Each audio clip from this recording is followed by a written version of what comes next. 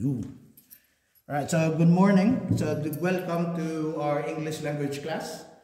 Unfortunately, there's only two of you. So, pero pwede pa rin mag-Tagalog. Hindi naman kailangan talaga na English lahat. Even though it's being encouraged na mas maganda pa nga kung may abilidad kayo na mag-Taglish, yung English, tapos pag hindi mo na mag-gets, Tagalog. The rationale behind kasi second language naman natin ng English is we can quite quickly adapt. Ako, I know for a while through statistics and observation na pag binasa natin, nakukuha natin yung English na binabasa, yung reading skills natin are pretty good. Kahit sa itinuro man ng public school o private school, yung reading and ang reading at saka yung listening natin medyo okay. Doon tayo nagsa-struggle sa writing at saka sa speaking. Kasi sa speaking kasi, ang articulation natin is pag may natanggap tayo na information in English, tinatranslate ng brain natin into Filipino para mag-gets natin. And then, yung sagot doon sa utak mo, itatranslate uli ng brain yon para mas salita mo ng English. So, it takes some time to actually adjust. Pero if you're being exposed dito sa New Zealand to, like lahat naman ng kausap natin, sa work, puti, like, ang challenges lang naman we face is, yung kanilang accent, at saka yung sentence structure nila. So what we're going to do in this everyday English course is to actually enhance our ability to formulate basic answers. And then we progress over the session into forming sentences. So, hindi lang siya pa isa-isang sentence ba? So, hence the reason why yung pre-test na yun is to determine at what level I feel na kung kailangan kong ituro at what speed. So, ang design ng English class natin would be 10 sessions. 16 weeks siya kasi dinesign siya na 16 weeks kasi baka may mga Saturday na wala tayo. Ako, sabi ko nga kay David, ang minimum 5. And then the company is willing to provide some support para sa inyo. Pero to make it viable, 5. Pero sabi ko kasi kahit ilan, kahit isa na Basta subukan ko lang kung how effective. Kasi halimbawa, 2 lang kayo. Hanggang matapos itong kursong ito, 2 lang kayo. Pero pag may nakita akong feedback galing sa employer ninyo na you have improved, then masaya na ako. May natutunan kayo sa tinuturo ko. So those are the things. So, ang for today, just basic introductions lang. And then basic greetings. Kasi dito sa New Zealand, imbis isa lang ituturo mo, ngayon 2 na. Kasi you have to do greetings in English, and then you do greetings in Maori. So sabi ko, okay, since we're doing an English class anyway, we will incorporate a little bit of Maori as well. Pero ibang the whole new topic yan. Kahit ako nga, nag-aaral ako ng Maori. Like, mahirap talaga. Parang umpisa ka ng kindergarten, ng grade 1 sa Maori. Talagang very challenging. Pero at the end of the day, we focus on English and then we incorporate basic Maori lang. Greetings, yung mga greetings. So, yun yung natin yan. Yun yung magiging topic natin yan. Alright. Kasi yung last year yung English language program for last year, it was designed for IELTS, yung sa exam talaga. So it wasn't about English grammar, hindi yun Ang IELTS was totally designed to actually teach students to actually how to answer IELTS. Hindi yung ito, iba ito. Talagang sentence structuring. Parang sa school talaga. Na basic talaga na ano yung nouns, pronouns, adjectives. Pero basic structuring, dadaanan lang natin ng mabilisan yan. Getting familiar when to put the word. Minsan kasi may baliktad eh. You know, like a good example is Michael is working today. And then binabaliktad. Today, Michael is working. Eh pareho lang yung meaning nun eh. Pero binaliktad yung today. Kasi dahil nga sa time. Pero may mga punctuations yan. So, yun yung pag-ano. So, pagsalita, pareho yung meaning. Sa speaking, you know, Michael is working today. And then, today, Michael is working. Same meaning. But differently structured in sentence. So, yun yung magiging ano natin. So, yung purpose ng ano natin is to increase your proficiency. Wala siyang assessment na tawag dito sa New Zealand or exams kung sa atin. Wala siyang exams. May mga practice test tayo para ma-enhance lang yung writing skills ninyo. And then at the end of the session, siguro sa session 9 and 10, tuturuan ko kayo paano gumawa ng mga email. Yung paano i-formalize yung email. So, buti na lang ngayon, puro salita. Pero kailangan ko talaga itong mga whiteboard. Wala silang whiteboard pen, marker. So, bibit-bit pa ako galing sa school. sa school ko. And then yung ano natin, 3 components talaga yan. So yung speaking, listening, reading, at saka writing skills ninyo. Kung magsulat ba kayo, hindi ko na napansin. Yung ano ninyo, handwriting ninyo, cursive ba? Yung pinakatay? Hindi. Okay, good. So mas gugustuhin ko na hindi pinakatay para mas madaling intindihin ng mga puti. Kasi hindi sila sanay sa cursive.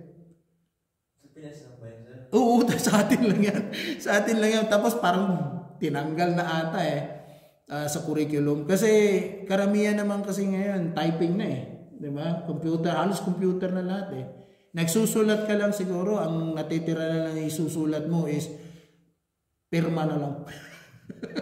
Pero yung parang sa text, hindi yung cursive, ang ibig sabihin ng cursive, yung pinakatay, yung parang dire-diretso siya. Hindi yung hiwalay-hiwalay yung letra. So, yun yung sa natin sa writing skills natin. So, wag naman puro kapital. So, tuturuan ko lang kayo kung paano. Siyempre, alam nyo naman yung basic ng kapital at saka hindi kapital, di ba? Dadaanan lahat natin yun dyan, basics. Puro ka ba kapital kung magsulat?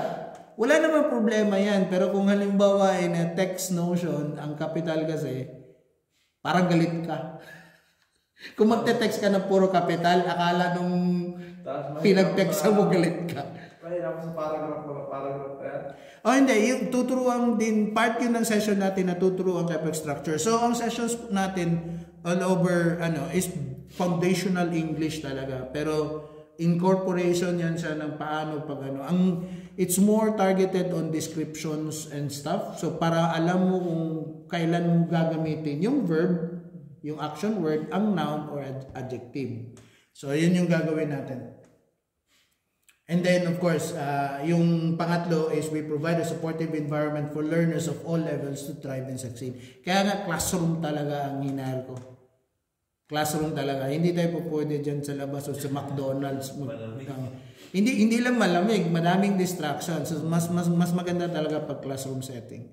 So yan yung yung objectives natin. So ang English is actually the international language for So you have to be familiar with English to be able to work anywhere in the world. Kahit sa sabihin natin sa Russia ka mapunta, marunong din sila mag-English doon, natututo din sila ng English because that's the parang common language talaga for everybody to understand. Yung mga English-speaking countries na, madali lang yun. Kasi yun na yung lengguwahe nila eh. Pero the problem is, yun lang din yung alam nila. Tayo, lamang tayo. Kasi alam na, natututo tayo mag-English, marunong din tayo mag-Pilipino. So, ganun din sa Russian. Yung mga Russian, marunong mag-Russian, marunong din mag-English. Kaya nga ano tawag niyan yung sa Tagalog, yung libak? Yung ano ba, yung backbiting, kumbaga sa English pa. Yung talagang ano ka? Ha? Libak din ba yung backbiting? Yung parang may sinasabi silang masama sa likod mo? Ano nga ang tawag niya sa Tagalog? Parang minamalit sa kanila niya. Yung parang sisiraan ka ba? Sisiraan ka, backbiting. Libak sa amin. Libak sa Bisayan. Pero anyway, so that's the advantage of multiple languages. Lalo na pag ano ka, may to some extent even other Filipinos have more ability nga eh. Kasi alam nila dalawang dialekto. So katulad sa akin, marunong ako mag-Bisaya, nakakaintindi ako ng Tagalog, marunong ako mag-English, di tatlo na. So, tapos may alam pa ako konting Espanyol kasi naabutan ko yun eh. Naabutan ko yung may subject pa sa college na may Spanish. Naabutan ko pa yun. Requirement pa naman. Hindi siya yung optional na subject sa college. Yun yung very challenging during my time. And then of course, opportunities for communication, education, and career advancement. Isa din yan, one of the vital factors for you to get promotions in working environments is your communication.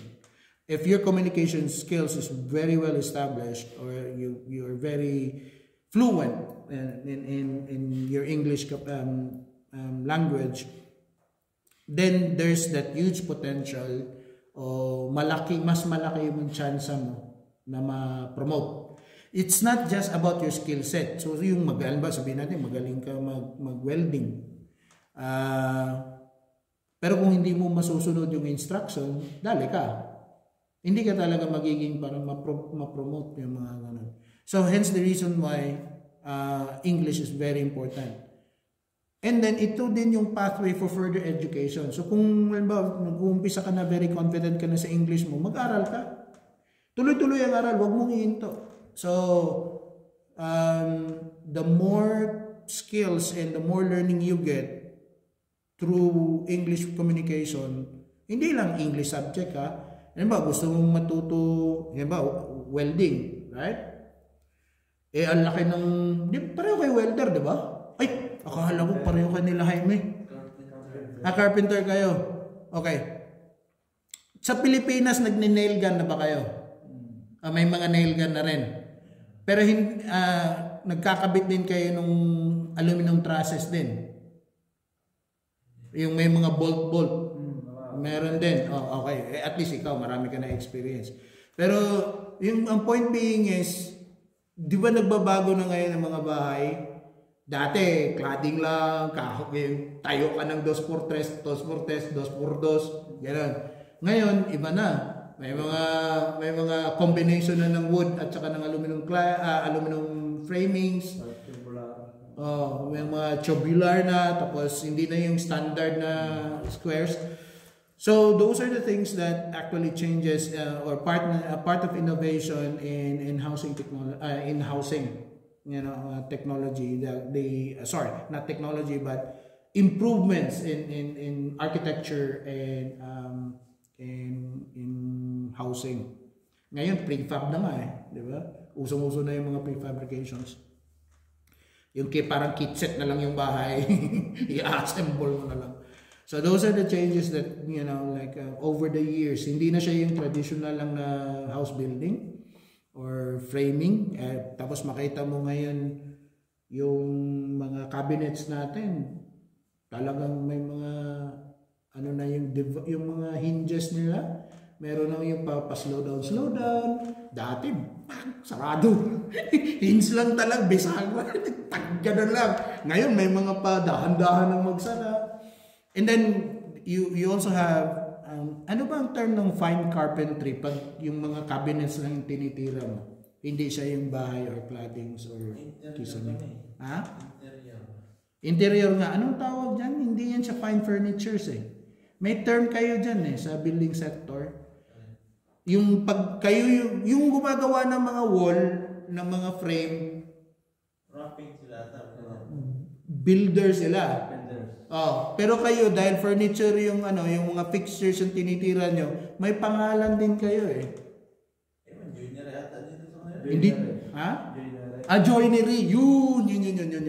So, iba na yung terminologies. So, hindi na yung word na carpenter, di ba? Everybody calls you a carpenter. Pero, meron na siyang distinction ngayon. Kung nakafocus ka lang sa cladding or roofing ka talaga. Yung term sa'yo is roof personal, may term din sila. And then if you are interiors ka, fixtures ka talaga, like kitchen cabinets, those kind of stuff, wardrobes, built-in wardrobes and designs, yung may mga slide, parang ganun. Joinery ang tawag na sa inyo. So, ibang-iba na talaga. Compared mo sa 1970s and 80s. Sa amin, sa Pinas, finishing, carpenter. So yung finishing, iba din yun. Iba din yung talagang gumagawa ng frame. Di ba? May masonry pa nga tayo. Kasi hollow block na yung atin. So there are so many names before. And then may foreman. Dito, diretso engineer. Di ba? May foreman pa tayo. Doon, dito, ang mismong mayari. Ang mismong mayari o yung project manager. So there, and then the structure alone differs in Philippine setting as well. So you just need to be familiar on how to deal with through proper communication. So, yun yung natin. And then learning English is to enrich your personal and professional life. So, kasi tayo, professionally, ang nag-e-engage tayo ng nag-e-engage tayo ng with the Kiwis on a regular basis at work. There are some downsides pag marami masyado kayong Pinoy sa isang organization. Kasi kayo yung nagsasama. So, hindi masyado na-enhance yung language, ang English language. Kasi yun yung lingwahe na lagi nyung sinasalita, even at work. And then, napipil, pero ang feeling din kasi ng mga employer, to be fair, is ayaw lang din nila na mag-isa ka kasi hindi nila alam kung anong nangyayari sa iyo. Kung halimbawa 3, 4 kayo sa isang team, at least kung halimbawa meron duda siya sa iyo, para may problema ka, napansin ka ng boss mong puti na may problema ka, pwede matanungan yung iba. Yan yung point nila eh. Pero kung mag-isa ka lang, katulad sa akin, ako lang naman nag-iisang Pilipino sa organisasyon namin. Yung parang gano'n. Pero ako siyempre, nasanay na ako dito. I have already adapted so much. So, walang problema yun. And then, of course, ang learning English is also designed for New Zealand and Australia work talaga. So, pag nasanay ka na sa Kiwi slang, sa Kiwi, sanay ka na rin sa Aussie. Medyo ang Aussie mas pa yung kanilang accent. Tapos mas balis pa sila magsalita. Ang hirap nga lang kasi mabilis sila. Tsaka yung parang sa UK ang salita nila. Hindi naman. Malayo. Yung iba yung mga New Zealand dito katrabaho namin yung mga Aussie. Yung yun. May katrabaho kami parang hindi, baka English, nanggaling ng Inglaterra, ng England. May mga Scottish. Yung Scottish accent, talaga, at saka Irish, talagang antitigas ng English nila. Parang yung ano ba yung pelikula? Mel Gibson, yung Braveheart. Yun. Pag pinakinggan mo yung mga tono nila, layo. Talaga, maninibago ka ba? But of course, even though you're speaking a common language such as English, it's the accent that differs or differentiates the people. Pero kung makuha mo lang yung structure, because they still, even though they have different accents, Australian, Kiwis, British, Irish, Welsh, and Scottish, they're predominant here in New Zealand.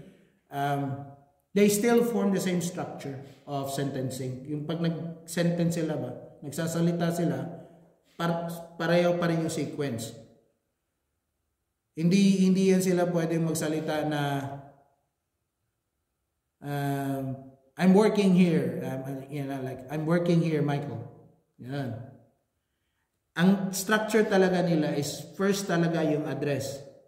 Michael, I'm working here. So, parang hindi siya pwedeng magsabi na I'm working here, Michael. Pwede, pero most of the time, it's basic structuring ng English, pare-pareho. They will address you first before they give you the reason. Hindi yung reason first and then kasi magugulat ka na lang, hindi mo nakuha yung first sentence tapos nabanggit na lang yung pangalan mo. Katulad yan, do you understand, Michael? Sa kanila, Michael, did you understand what I said? Yung parang gano'n. So, makakatch niyo yung mga how sentences are structured properly.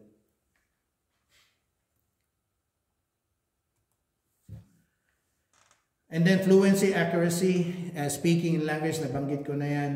Ang isa din natin i-focus is yung vocabulary. So, para ma-differentiate niyo yung noun, pronoun, adjective, verb. Hindi na tayo papasok doon sa mga comprehensive na yung transitive verb, intransitive verb. Hindi na tayo papasukin yun. Basta ang importante lang kung ano yung keyword sa sentence na para mag-gets mo kaagad. And then, so enhanced communication skills in various contexts, including professional settings. Ito yung objective ni David Curtis. Kasi siya yung nagtanong kung papatakbo. Kasi akala niya yung IELTS pareho. Sabi ko hindi. Kasi yung focus talaga, like I said, ng IELTS talaga kung ano yung mga techniques kung paano sagutin yung exam. Hindi yung English mismo. Yung mga keywords. So, pero may mga snippets din ng natin para maturuan ko kayo. And then of course, isa din yan sa requirements yung residency visa. Kung may foundational English ka na, kung tawagin natin foundational English, and then tuturuan ka na, yung next step would be is to take the IELTS. Pag may foundational English ka na, yung IELTS yung sunod para maging residente. Pero residente na kayo, di ba? Hindi ba kayo kabad sila, Jaime? Hindi. Bago lang kami, 3 years pa lang kami sa December. Okay. That's right. So, kung 3 years na kayo, tapos carpentry, eligible na kayo, no? Yung 2 years pa lang. 2 years. Magti 3 years ngayong... Yun nga. Kasi 2 years lang naman yung work to residence Carpentry, di ba nasa green list yun? Check nga natin. Depende yata sir kung builder siguro. Yun nga. Hindi kami builder Hindi, sa area report, builder generic yan siya. Parang truck driver ba? Level 3 kami. Ha? Level 3. Yun nga, level 3, di ba? Pero under sa classification ng kasi pag level 3 pataas, level 3 to 1 ka, eligible ka talaga sa sa residency pathway, sa green list. Pero may IELTS. Yun. Yun yung requirement. At saka meron din financial threshold, yung ibig sabihin yung sahod mo dapat mag-match. 47 na. Ha? 47? Hindi, ang taas nun. Hindi Siguro median lang. Parang ang alam ko 31, 61. Hindi, tataas siya ngayong February. Tumaas siya nung nakaraan. So mag-iumpisa yan ngayong March 31. Parang 32, 70, 33 na ba? 57 na. 33.57 yung bago. Pero hindi naman mandatory yan sir. Sa work visa, sa residency, yes. Magkaiba yun. Hindi yung increase. Hindi naman mandatory. Yun lang yung suggested median wage. Pero yung kumpanya, hindi obligadong itataas yung sahod nyo. Yun lang yung recommendation yun lang yung parang requirement lang ng immigration. Kasi kung hindi kayo tinataasan, pero kung halimbawa na-meet nyo na yung kung magto 2 years kayo dito, so inabutan nyo yung 2960. 28. 28 ba yun? 29? Ha? 30 na diretso. Yun nga, so, talagang tinumbok niya doon sa, hindi, 29 yun, hindi 28. 29 yun. Tinaasan lang nila ng kaunti para, para tatakbo yung 2 years ninyo na, kasi yun yung median wage nung panahon na yun eh. Pero pag tinamaan mo kasi yung median wage, eligible ka rin for residency pathway eh. Doon na dadali ang mga caregiver. Kasi may pumasok ng mga caregiver na dapat yung sahod nila 28, binibigyan lang sila ng 26. Kaya hindi sila nakaka-move yung 2 years. Kasi dapat magtrabaho ka man ng 2 years, yung sahod na yun. Hindi yung 2 years, yung trabaho lang. No? Yun yung challenge. But anyway, segue na tayo. So yun yung mga objectives ng English class natin. And then dito na tayo mag-uumpisa. But before we can start basic greetings, break muna tayo. Kasi alas 10. May kape.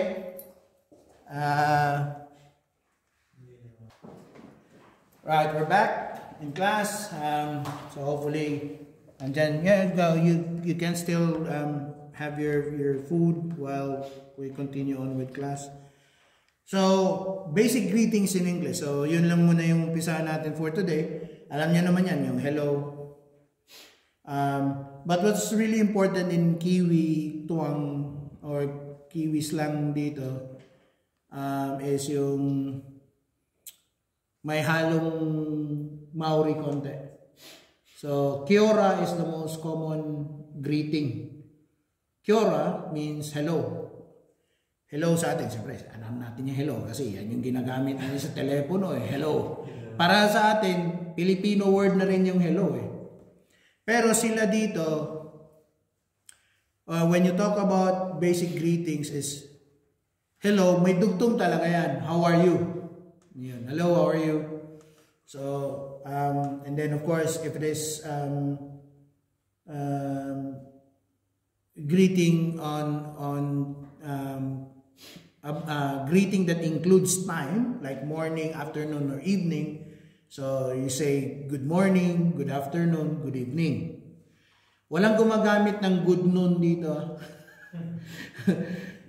Good noon. Pero, merong nagsasabi ng good night. So, doon nalilito minsan ng mga Pinoy kung kailan matatapos yung good evening at saka yung good night. Pero may nag-good eve. Yung eve lang, good eve. Parang lang, slang na yan siya.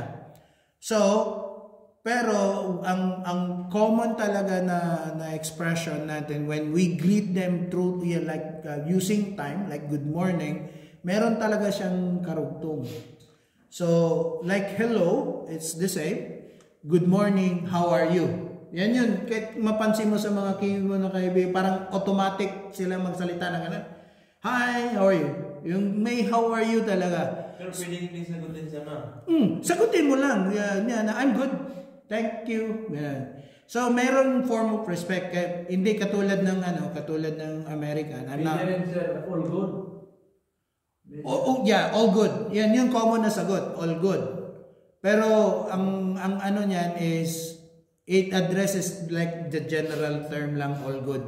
If he's asking you personally, how are you? Yung it's about you. Hindi yung all good, everything's fine. So because it's a way of, pag sinabi mo kasing all good, meron yan siyang mga, to my understanding, may mga hidden meanings yan.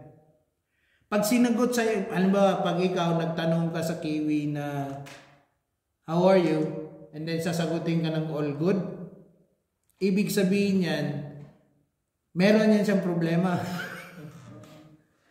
Pero pag sumagot sila na I'm fine, thank you, yan okay sila. Yun ang karamihan sagot ng I'm fine. Yeah, I'm fine, yeah. So, minsan meron ding sagot na not too bad, yeah, yung not too bad. So, ibig sabihin, I'm good. Kasi baliktad siya. Not bad means good.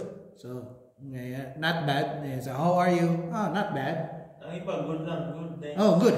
Good, thanks. Ganun lang. Simple lang yung mga responses. But what is really key at the end is yung appreciation. Kaya nagsasalita sila na, I'm good, thank you. May thank you talaga sila sa dulo. Minsan, meron ka rin ma-encounter na sumasagot na I'm good lang. So, yun, okay na rin yung nasagot. Para pag pretty good. Pretty good din. Masaya siya. Happy siya, obviously. Pag I'm pretty good. Ibig sabihin yan, siguro, ang ibig sabihin yan, nakadali siguro kagabi, mga ganun. Or kung nagkapera. Kasi pag bihira ka lang makakarinig na I'm pretty good eh. Not unless sarcastic yung pagkasagot, yung parang niloloko ka lang. Pero most of the time, they will always see, ang importante talaga when you respond or when you're greeting someone, may appreciation siya in the end. Yun yung ano. So, when you say good morning, hindi lang yung good morning, gano'n lang. May dugtong talaga yan siya. Practicein yung sarili niyo, good morning, how are you? Or good, kung gusto mo patapos, wag mong bigyan ng question. It's nice to see you today. Yan, tapos na usapan. It's nice to see you. Lalo na pag Monday, wag naman kasi kung makikita mo siya araw-araw, it's nice to see you, it's nice to see you. Iba na rin. Pero yan ba, weekend. So minsan something like a common conversation would be is when you greet someone is how was your weekend? Yeah, kung halimbawa Monday, how was your weekend? Oh, busy playing basketball, we had sports, yung mga ganun yung sagot. So yung mga ganun kasi na statement always elicit or parang nagdodraw siya ng conversation. Na commonly with Filipinos, they try to avoid. Talagang iniiwasan nila yan. What did you do this weekend? Yung mga ganun. Iiwasan. Ang sasagot na lang, nothing. even though nag-fishing pala. Kasi natatakot sila na mag-continue yung conversation. So, oh, what did you do this weekend? Oh, alam ba? Nagtatanong sila eh. What are your plans for the weekend? Kung siya hindi ang tatanungin yan, fishing yung sasagot. Ako lagi din tinatanong ko eh. Kung anong sa Sabado eh. Oh, yun nga. Kasi that's one way for them to actually just start a conversation. Whether there's concern from them or not, hindi natin alam. But most managers will always ask you about your weekend before or even after.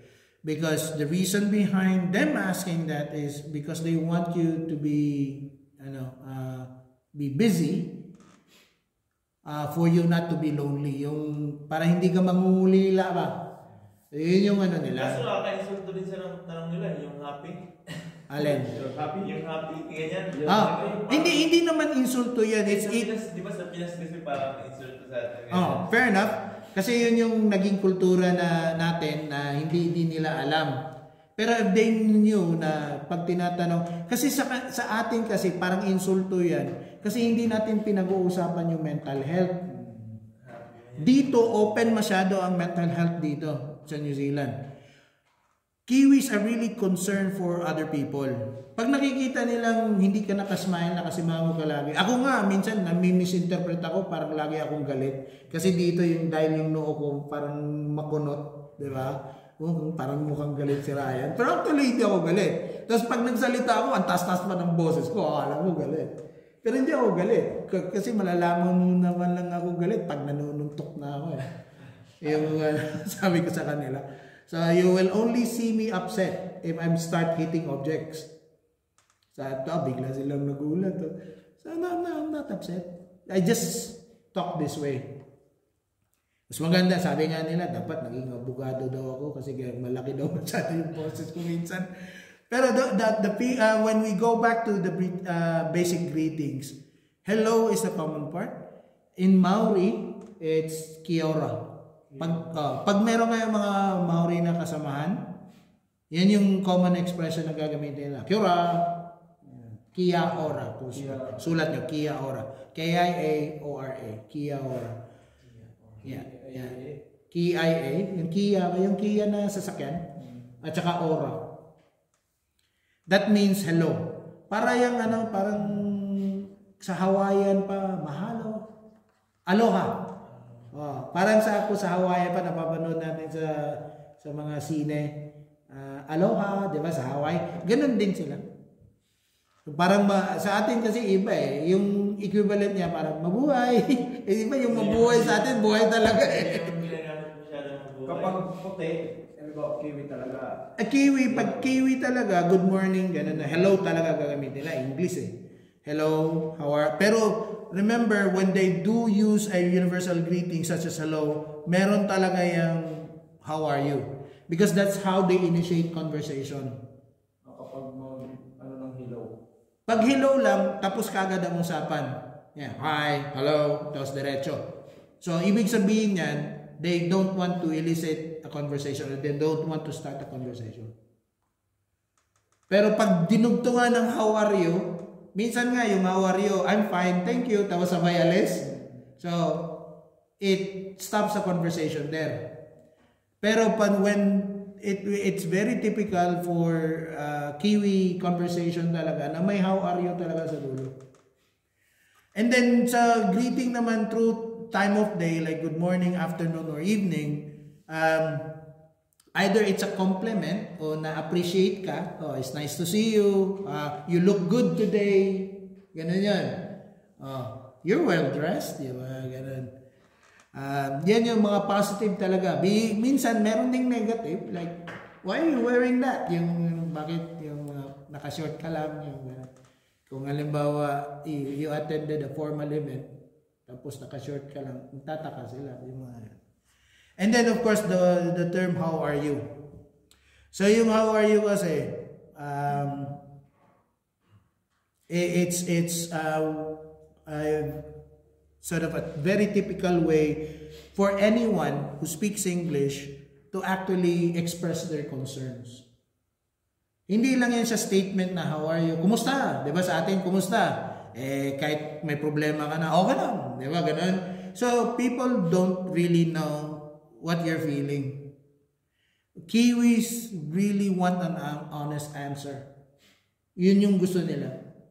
Sa atin kasi natatago natin eh. Diba, pag nagkikita, kumusta? Kumusta? Kumusta? Kumusta? Long time. Pero we never tell them the truth.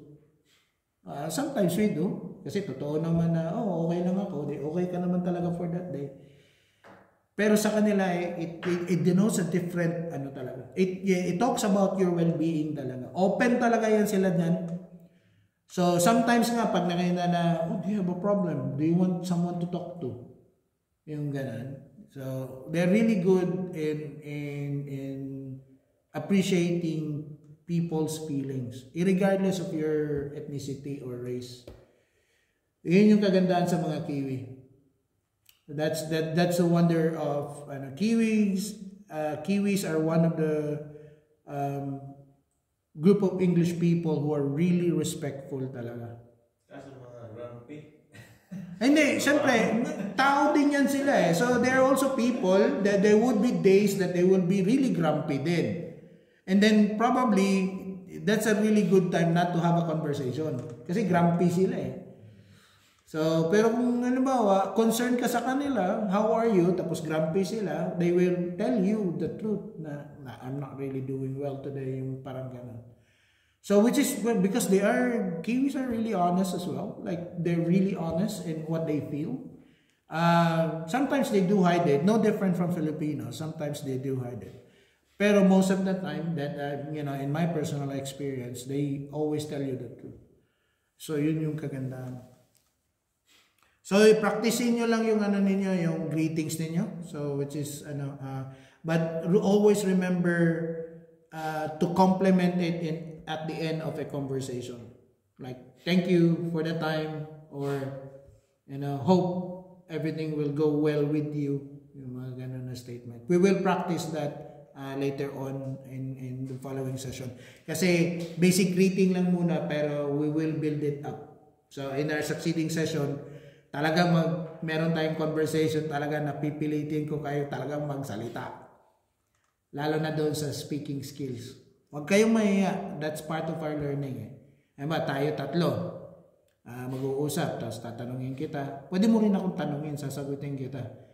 And then you can interpret what my response is. Ikaw na yung mag-translate ng response ko. So, ayun yun. Practicein natin yan. Pero we just need to be familiar with the basic greetings. Tapos, dagdag ng padagdag na lang as we do the course over time. So, we had the greetings and then the responses. So, I'm fine, thank you. Tingnan nyo may compliment siya at the end because it's a polite response indicating that you're doing well. You just need to be honest. Kung totoo naman may problema ka, let us say, my mother at home is sick. Yun, you tell them the truth, they will express concern as well. Pero most of the time, I'm fine, thank you. And then you reciprocate. How about yourself? Or how about you? Sometimes wala na yung yourself, you lang. How about you? Diba? So, good morning, how are you? I'm good, thank you. Yourself? Yan, ganun yung question. Pero ang structure talaga niya is, I'm fine, thank you. How about yourself? That's the correct way to say it. Meron lang kasi pa-shortcut yung iba. And then yung sagot, gaya ng sagot ko kanina, not bad, and you? Yun yung ibabalik mo yung tanong sa kanila and they will respond. It could be the end of the conversation. It could be like further conversation will happen. So, and then of course, ito yung sinabi mo kanina, pretty good. Yan. So, another way to express that you're feeling good, pretty good, thanks. Pero tingnan mo yung yung structure talaga is pretty good, thanks for asking. So that's one way to compliment someone complimenting you. So that's one way for you to compliment back to someone who's complimenting. Parang kinumusta ka, kinumusta mo rin siya. Tapos nagpasalamat ka, magpapasalamat din yan siya. And then that may end the conversation. Ang pag-uusapan. So papraktisin natin yan pagka itong session natin ngayon. Ay, andyan pala sa slide. Nakalimutan ko, dito pala sa slide. Okay. So, practicein natin. So, I say, nagkita tayo. Sa work, ito work. We're in a workplace and then I'm your supervisor. And then I see you guys coming in. Nag-punch kayo. Wala namang time sheet dito eh. Hindi naman uso. Punch in, punch out. Basta dumating ka lang. No, pero minsan din may mga they are bosses na mabusisi din sa oras. Pag late ka, dapat uwi mo, late din. Hindi yung late ka na tapos maaga ka pa uuwi. Minsan mapupunan nila yan eh. So, okay, so let us start with practice greeting. So, i-translate nyo itong Tagalog word, so, and then in English. So, magandang umaga, kumusta ka na? Good morning, how are you? Very good. Ito, para kay Juan.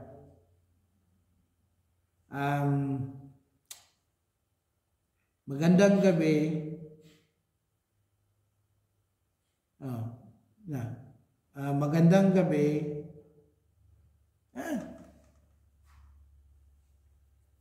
Hindi, ganun pa rin. Magandang gabi, kumusta ka na?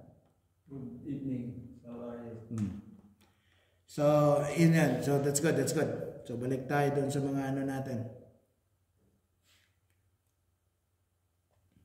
Ito yung mga responses, ha? So, ako na naman. So, good evening, guys. How are you? Ano yung sagot ninyo? Sige, pumili lang kayo sa tatlo. I'm fine, thank you. I'm fine, thank you. Not bad, and you? I'm good, thank you. So, yung pangalawa, not bad, and you, binalik mo sa akin. Kaya kailangan kong sumagot balik. Yung sinagot mo, Juan, is, I'm fine, thank you. Hindi mo na dinugtong yung how about yourself. Kasi gusto mo na tapusin yung conversation. So minsan nga 'di ba pag naglalakad kayo sa town or naglalakad lang walking diyan sa street, tapos may nakasalubong ka. 'Di ba walang eye contact, parang iniiwasan ninyo, tapos iniiwasan ka rin ng puti. Parang wala. Pero mas maganda yan, pag nakasalubong talaga ang mata ninyo, just greet them. Good morning. Ganun lang. Wala na yung how are you. Good morning lang. Sasagot din yan sila. Good morning. Ganun lang din yan. Because like I said, Kiwis are very respectful. Even though with mga estranghero or total strangers, Ito, palabati talaga. Palabati talaga. That's pretty common in New Zealand. That's the reason why they're really good. Because they're very respectful. Hindi sila nangipit na good morning. Minsan meron ding makita mo talagang nakasingangot, pero hindi mo talaga maiwasan. Parang sir na palabati dito yung matatanda na. May mga bata din. Lalakad. Siyempre yung mga bata, nahihiya naman yan kasi baka iba na yung iniisip niya eh. Ang mga nilagang nangyayari dito. Totoo yan. Dami kong nasasalubong ng matatanda na nagpapasyal-pasyal. Yung mga naglalakad sa kalsada. So, basta may masalubong kayo, kahit alam nyo talaga iniiwasan kayong tingnan. Pag nagkasalubong ka sa sidewalk ba? Sidewalk talaga. Mag-greet ka lang. Parang tangoan lang. Ha? Tango. Yeah, meron din ganun lang, yung ganun lang. Pero parang rude din kasi kung tatanguan mo lang siya or yung anong tawag niyan sa English, yung tanguan, yung parang non-verbal cue, yung parang ganun. Parang bastos eh. Parang feeling nila bastos yan. Gaganunin mo lang. Hindi naman nila, sa atin sa Pilipinas, okay lang yan.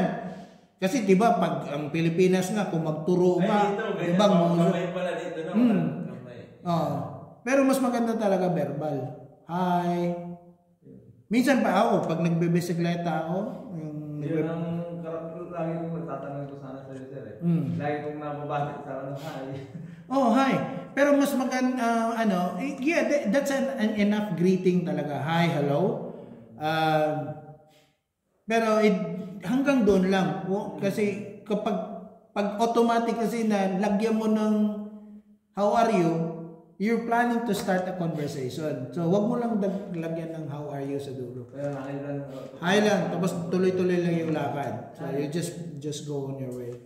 So, especially, it's only when you use how are you in the end of your sentence is to initiate a conversation. Kung gusto mo makipag-usap.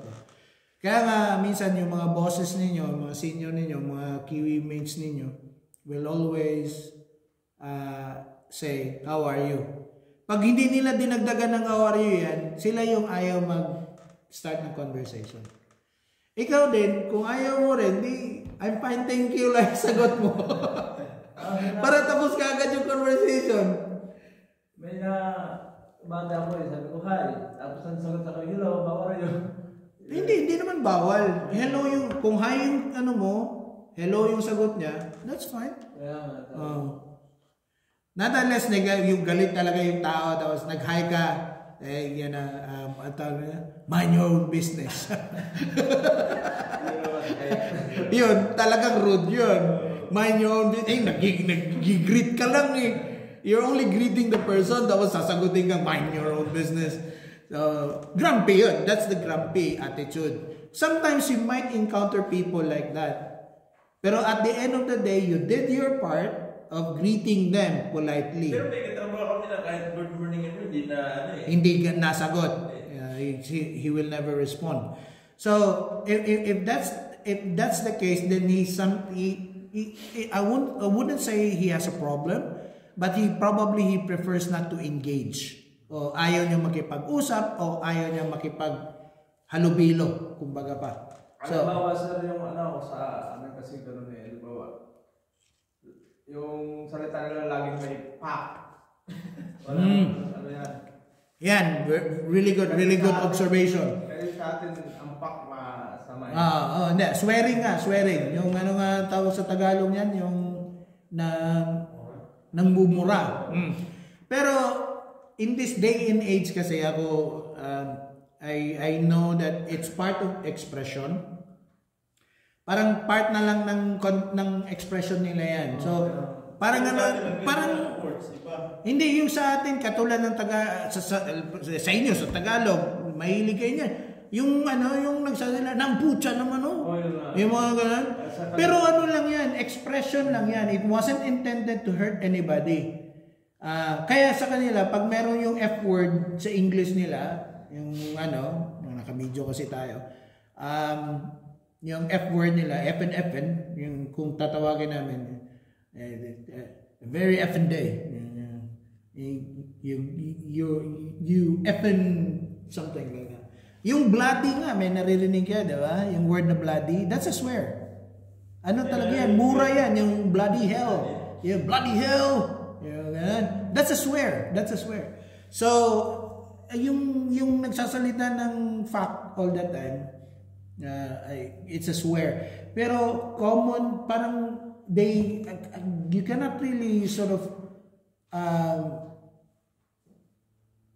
tell them that it might sound unprofessional kung nasa workplace kayo.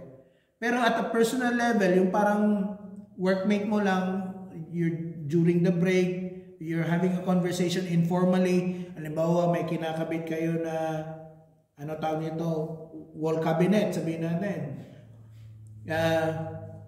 Tapos ang sasabihin ng kasama mo, can you hold that fucking door up? Yung gano'n. Sa kanila, expression lang yun. It doesn't denote any personal attack on you.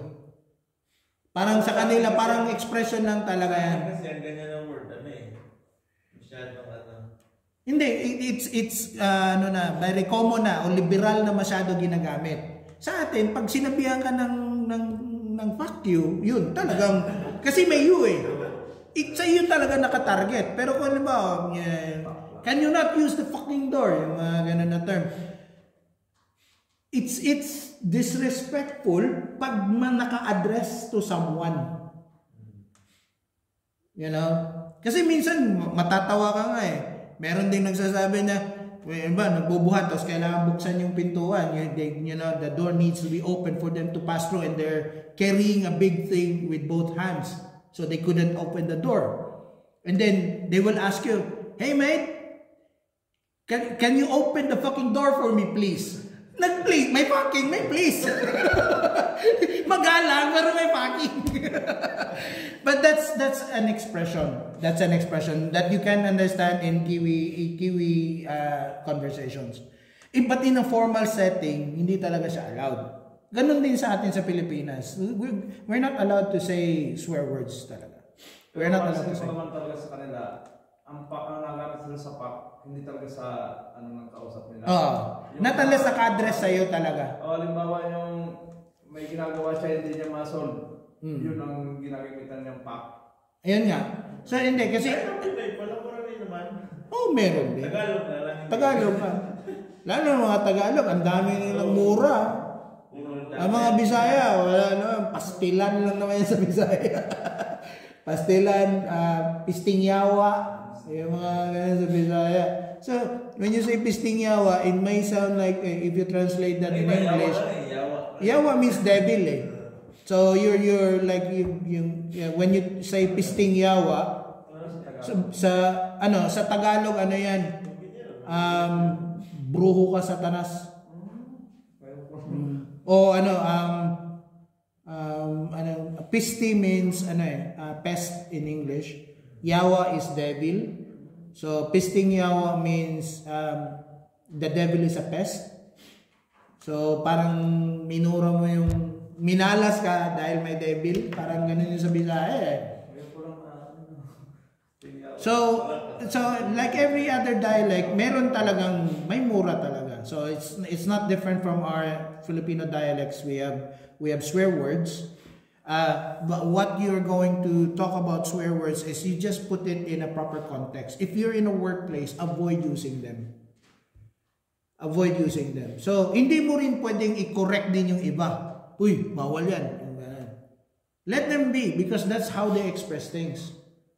So, pero in a formal setting, katulad yan, meeting, katulad nito, if we're having a class, I won't allow swear words. Pero if we're going to discuss it as a topic, then absolutely fine. Because we need to be realistic as well. Because Kiwis would love to swear every now and then. Especially in a very informal setting. Yung hindi siya formal ba? Sa trabaho, marinig mo talaga na this fucking Georgian, yung mga pero ano lang yung expression lang nila yun. Talagang nagagalit lang sila kaya nasabi nila yun. Ganon din sa atin, di ba? Pag nagmamartilyo ka, tinamaan yung daliri mo. Di ba? Tagalog, putang ina. Ang sakit doon na. Pinagagad pa. Yan kaya yung ano nila dito. Ganon din. It's not much of a difference between us and Filipinos and Kiwis. So especially with swearing, so we just need to adapt to it kasi it's a culture shock that they swear, like Kiwi swear, but they put it in a very it's just an expression within a particular context. They will not allow or they will not tolerate, and ibig sabihin ng tolerate is yung hindi talaga nila payagan pag during meetings, hindi ka talaga pwede mag-swear. Yun yung mga right. So, just going back. So, ang isa din na for effective communication is pronunciation and intonation. So, even though pronunciation sometimes iba-iba naman kasi yung tono natin lalo na yung mga Cebuano, meron talaga silang distinct na tono.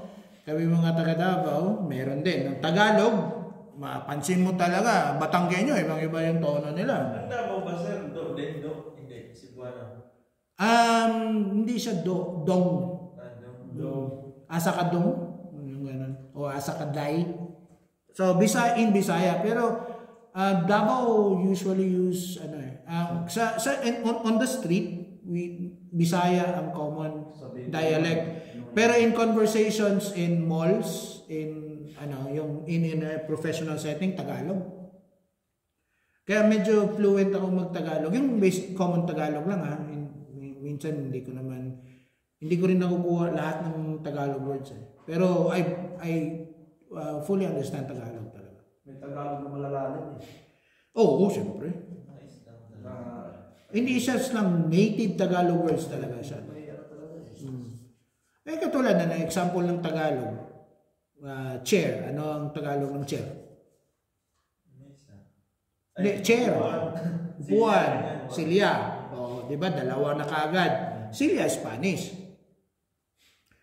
Upuan talaga yan. Pero meron yan, salumpwet. May Tagalog word talaga. So, hindi, yun talaga ang Tagalog. Native Tagalog yun. Salumpwet. So, pero upuan yan. Upuan. Meaning yung basic jargon for a chair is upuan. So, yun yung magiging challenge when you interpret words. So, pero hindi, balik lang tayo sa So, pronunciation is really important din. Pero, we are not at fault if we cannot pronounce the word properly. It's totally understandable.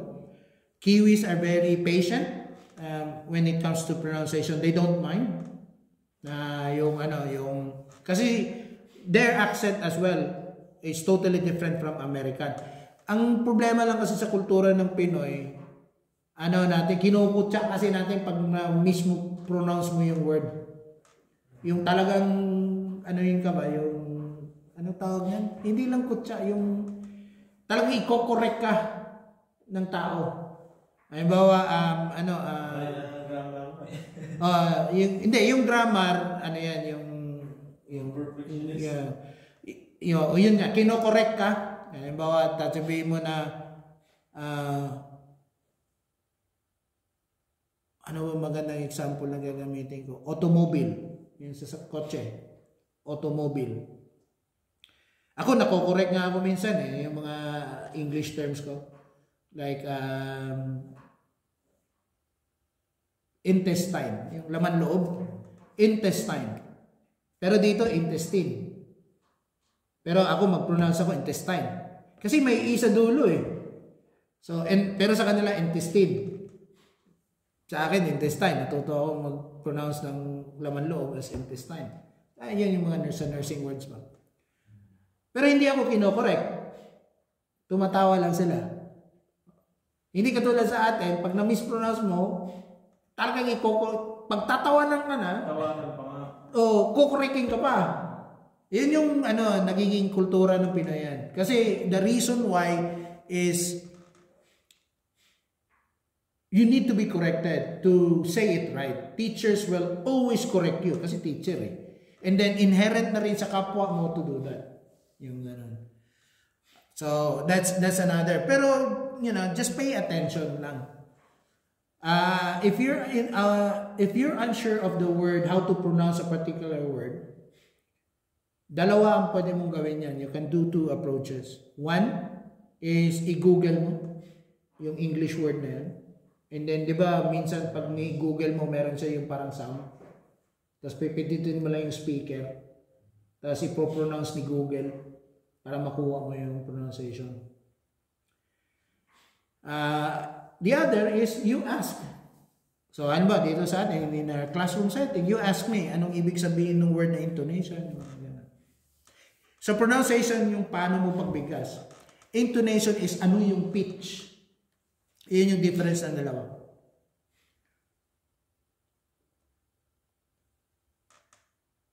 Yun ang mahirap yung pagbigkas eh. Okay. Alright. So,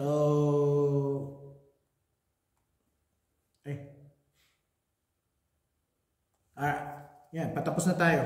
So yung basic greetings lang muna tayo ngayon.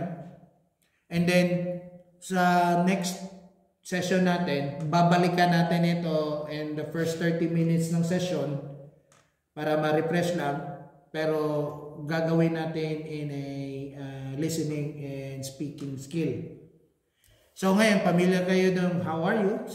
Hopefully sinulat niyo. Yung paano sagutin. And then yung writing din. Kung halimbawa, I will put what would be yung feeling mo ng magandang mga greeting to approach a conversation or a greeting that will stop conversations. So I reinforce natin yan. So 11. So okay. So next Saturday ang sunod natin na session. So design siya for 10 sessions. Pero if I feel na we need to extend, pwede natin i-extend. Well, like I said, there's no assessment, there's no exam. Titingnan lang natin yung ability ninyo. So gagawin natin uli yung tinest nyo kanina, gagawin naman natin sa dulo. Para makita ko yung improvement. And then pag kailangan pa ng further, then sana sa susunod na programa may pera na.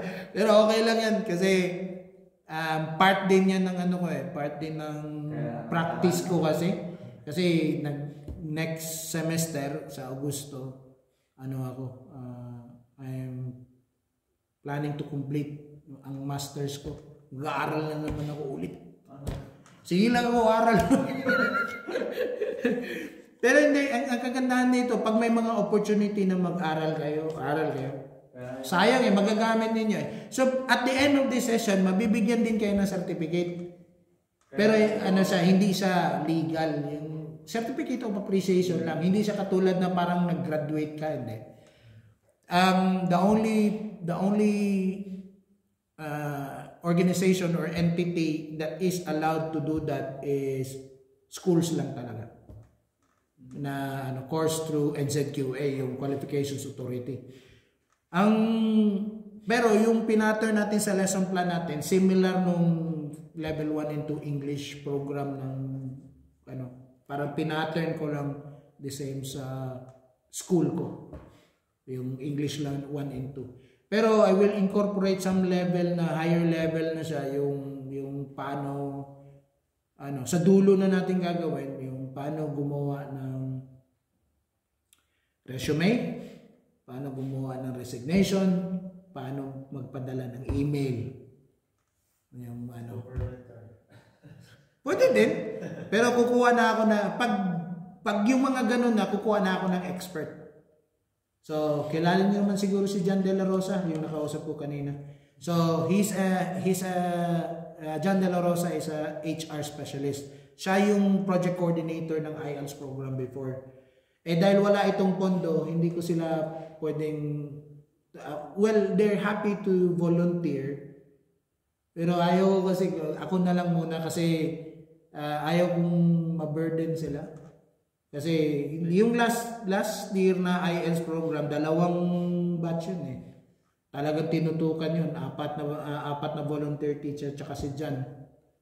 So hopefully sana marami. Kung 2 lang yun, okay lang din. Pero kung mas maganda nga yan, kung mas marami na eh. So si Jaime, tapos hikayatin nyo rin yung mga iba nyong kasama, kung gusto nila. Wala naman kasi mawawala sa kanila eh. Lalo na kasi sa all trades. Kahit yung mga residente, papuntahin nyo lang para matuto lang ba. Sabihin nyo, punta kayo. 2 oras lang yun sa 1 linggo. No? Pagkatapos nito, tawag naman, nanghalian, diretso ng fishing. Tapos balik na ulit dito, mamaya alas 4. Basketball. May nalaro ba kayo? Kaya kami hindi Anong team ka? Sa New Gen. Ay, sa New